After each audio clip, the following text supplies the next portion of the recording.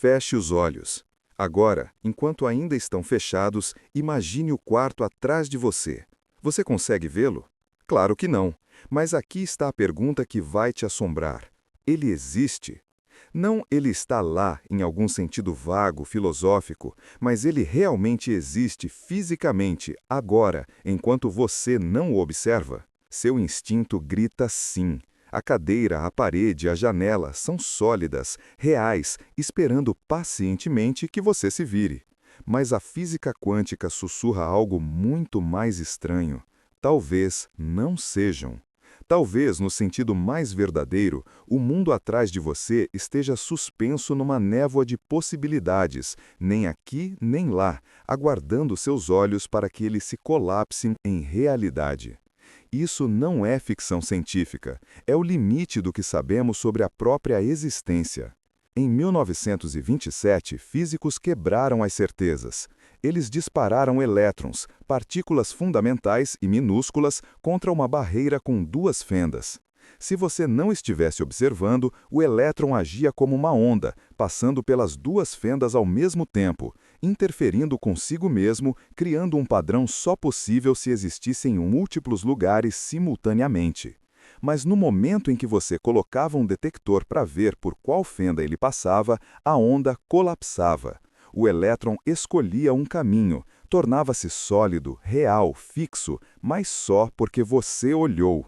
Antes da observação, não era um objeto, era uma nuvem de potencialidades, em todo lugar e em lugar nenhum. E seu olhar, não seus olhos, mas o ato de medir, a física da interação, o forçava a decidir. Agora, pense maior. Você é feito de partículas, a cadeira é feita de partículas, o quarto atrás de você, partículas. E no nível quântico, todas obedecem à mesma lei. Sem observação, elas se confundem em probabilidade. Observadas, elas se encaixam. Mas você nunca viu uma cadeira desaparecer quando pisca. As mesas não somem, as paredes continuam firmes. Por quê? Porque a decoerência, o modo como o universo desfaz a estranheza quântica no nosso nível, impede isso. Quando bilhões de partículas se entrelaçam, interagindo o tempo todo, a confusão quântica desaparece.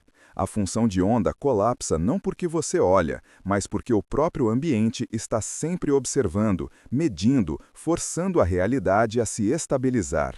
Mas, e aqui é onde fica inquietante, e se não for totalmente estável?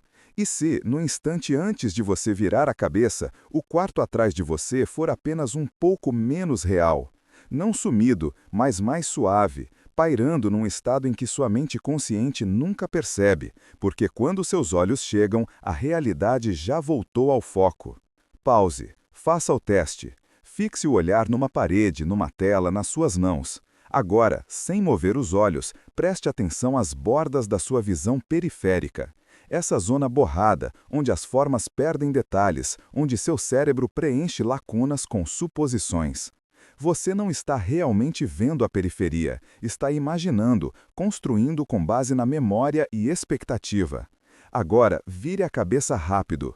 Essa sensação de que o mundo carregou, que os detalhes entraram para encontrar seu olhar, você acabou de tocar na borda do efeito do observador na sua própria experiência.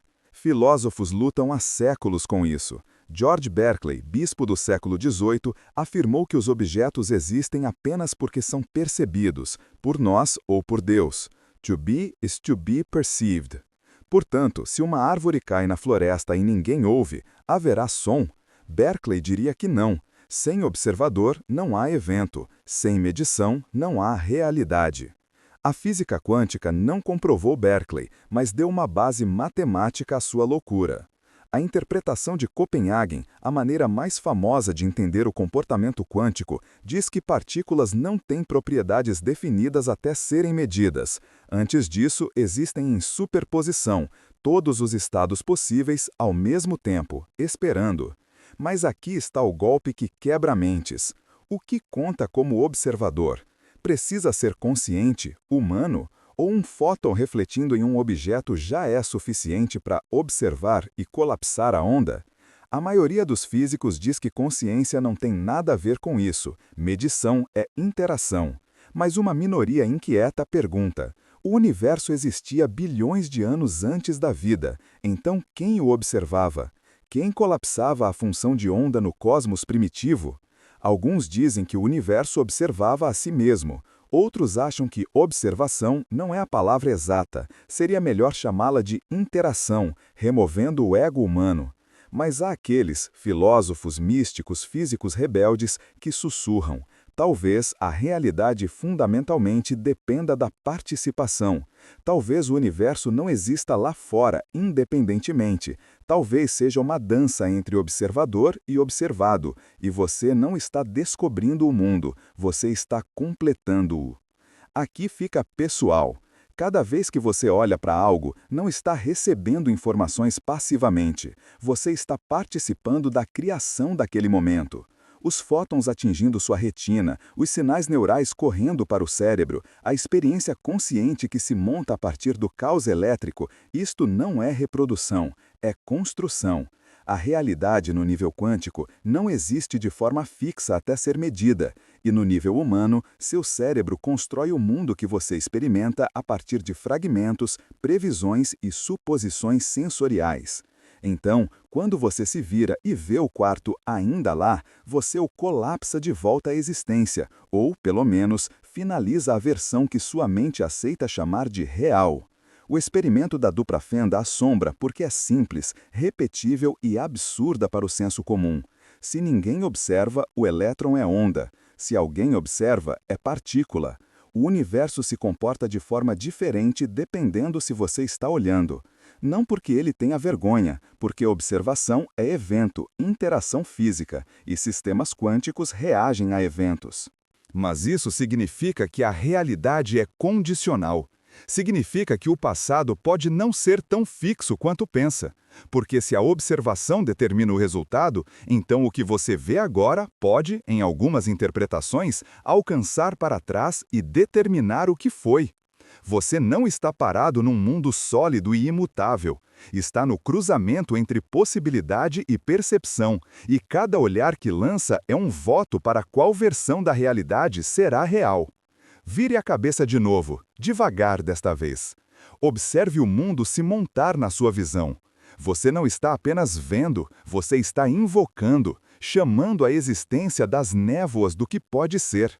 E a pergunta permanece, ardendo na borda do pensamento. Quando ninguém olha, não você, não ninguém, nem sequer a leve pressão do ar e luz, existe algo? Ou será que o universo espera, paciente e sem forma, pelo próximo observador chegar e ressuscitá-lo no ser? Abra seus olhos novamente. Imagine um vasto palco cósmico onde cada partícula é um ator e cada fóton um mensageiro. Este palco, porém, é diferente de qualquer teatro que você conheça.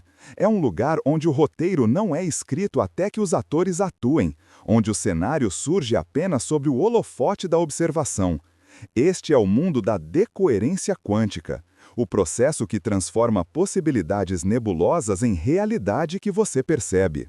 No reino quântico, as partículas existem em superposição, múltiplos estados simultaneamente, como uma moeda girando no ar, nem cara nem coroa até ser pego.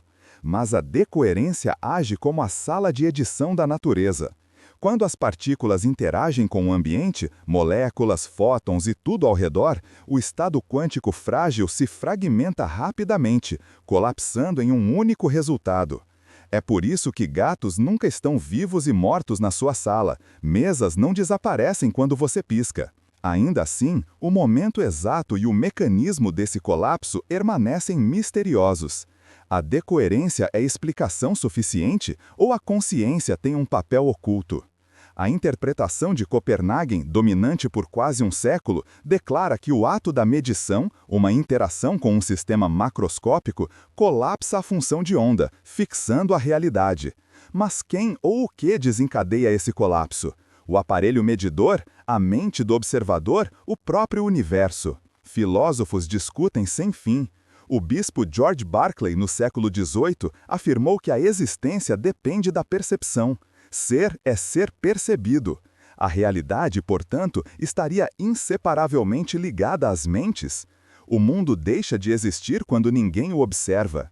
A física quântica não oferece respostas fáceis, mas aprofunda o mistério. Considere as ideias paradoxais do físico John Wheeler sobre o universo participativo, onde os observadores não registram passivamente a realidade, mas a trazem à existência. A realidade não é um monólogo, mas uma conversa, uma cocriação com o cosmos. Até mesmo o passado depende da observação presente, sugerindo voltas retrocausais onde seu olhar atual molda o que foi. Isto abre caminhos para filosofias antigas. Tradições orientais como o Advaita Vedanta ou o budismo Mahayana enfatizam a natureza ilusória do mundo, a Maya, propondo que as separações entre observador e observado desaparecem na consciência profunda. Descobertas quânticas modernas ressoam com esses ensinamentos. O que chamamos de realidade objetiva pode ser uma alucinação compartilhada, um dremo consensual, tecido de inúmeros atos de observação. Mas não é mera abstração. Experimentos de visão periférica revelam uma zona tênue da percepção, onde o cérebro preenche informações faltantes, adivinha, cria uma realidade coesa a partir de fragmentos. Vire rapidamente a cabeça e perceba aquele instante em que sua mente atualiza a visão, reconstruindo em vez de registrar a existência. Seu cérebro é ele mesmo um dispositivo de medição, colapsando possibilidades em percepções. A consciência filtra o caos, estabilizando a incerteza quântica em uma experiência sólida, apesar de sua base estranha e fluida. E aqui está um convite profundo. Reconheça que cada olhar seu, cada ato de atenção, molda o mundo nos menores níveis. Você é mais do que espectador, é participante e criador, tecendo a realidade uma observação de cada vez. Então pergunte-se, antes de olhar para outro lugar, o que desaparece na escuridão da sua desatenção? Que realidades esperam seu próximo olhar para se tornarem mais do que meras possibilidades? Em um universo definido pela observação, a pergunta é, não só o que é real, mas quem decide o que é real e com que frequência. E ao abrir os olhos novamente, lembre-se, a realidade não apenas acontece com você, ela acontece com você.